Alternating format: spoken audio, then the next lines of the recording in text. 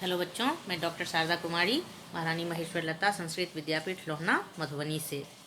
आज कक्षा उपशास्त्री द्वितीय खंड और शास्त्री द्वितीय खंड के लिए जो हम लोगों ने चैप्टर सेलेक्ट करके रखा हुआ है शेरशाह सूरी, उसी के क्रम को आगे बढ़ाएंगे। और उस क्रम में हम देखते हैं उसके युद्धों के इतिहास को हम देख रहे थे कि किस तरह से उसने अलग अलग जगहों पे आक्रमण कर युद्ध कर अपने साम्राज्य का विस्तार किया, जिसमें सिंध एवं मुल्तान जो है वो 1543 ईस्वी में उसने अपने हैंड में ले लिया। और राजस्थान के मारवाड़ का शासक जो मालदेव था काफ़ी शक्तिशाली था, और उसकी शक्ति को देखकर शेरशाह को ईर्ष्या होती थी, जो कि एक स्वभावतः था।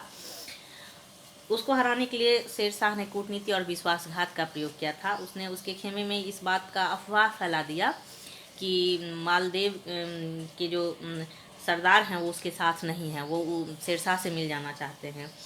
और मालदेव को ऐसा लगने पे वो युद्ध किए बिना ही वापस जाने का निर्णय ले लिया था। उसको विश्वास दिलाने के लिए, मालदेव को विश्वास दिलाने के लिए उसके जो सरदार थे जैता और कुंपा, उसने बड़ी वीरता के साथ युद्ध किया, लेकिन अंततः वो वीर गति को प्राप्त हो गए वो दोनों सरदार, और शेरशाह ने विजय हासिल कर ली कूटनीति और विश्वासघात के द्वारा। इस युद्ध को जीतने के बाद शेरशाह को कहना पड़ा था कि मैं मुट्ठी भर बाजरे के लिए हिंदुस्तान के साम्राज्य को प्रायः खो चुका था।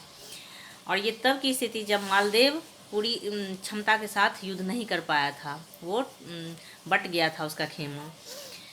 लेकिन जैसे भी विश्वासघात से हो या कूटनीति से हो, उसने मालदेव को परास्त किया और मारवाड़ को अपने क्षेत्र अधिकार में जो है उसने लिया। इसके अलावा अभियान से वापस आते समय मेवाड़ के क्षेत्र को भी उसने अपने अधीन कर लिया। शेरशाह का जो अंतिम अभियान था वो कालिंजर बुंदेलखंड का अभियान था, जो 1545 ईस्वी में हुआ था। और वहाँ का शासक कीरत सिंह था कालिंजर का। उससे युद्ध करने के क्रम में ऐसा माना जाता है कि इतिहासकारों ने लिखा है कि मृत्यु के समय उक्का नाम का एक आग्नेयास्त्र वो चला रहा था, और वो गोला जो है वो दीवार की सतह से टकराकर फिर वापस आई और शेरशाह को लग गई, जिससे कि उसकी मृत्यु हो गई। लेकिन मरने से पहले जो है वो उस किले को जीत चुका था।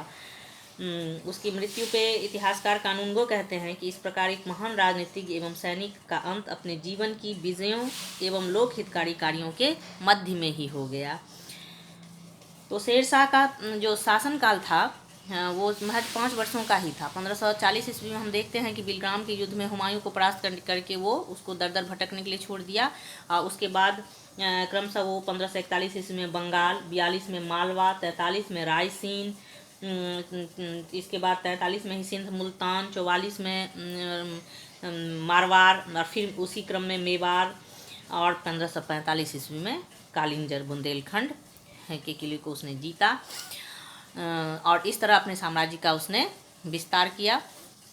लंबा समय उसका नहीं रह पाया, जिसकी वजह से कुछ और वो कर पाता।